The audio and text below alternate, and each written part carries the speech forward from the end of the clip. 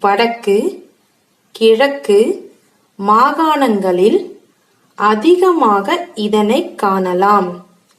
எவ்வித வறட்சியையும் தாங்கும் சக்தி இதற்கு உண்டு. பனைமரம் நீண்டு உயர்ந்து வளரும். 60 முதல் 80 அடி வரை இது வளரும்.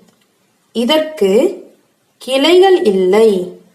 இதன் வட்டிலே ஓலைகள் உண்டு.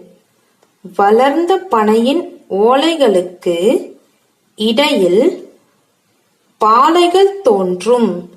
இந்த பாளைகளை கொண்டே ஆண் பனை பெண் பனை என்பதை நாம் அறிந்து கொள்ளலாம்.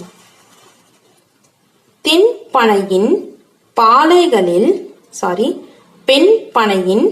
பாளைகளில் சிறு சிறு குறும்பைகள் தோன்றும்.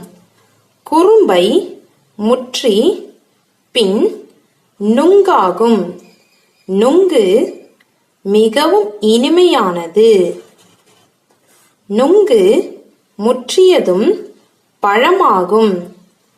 பனம் பழத்தில் இருந்து பன்னாட்டு செய்கிறார்கள்.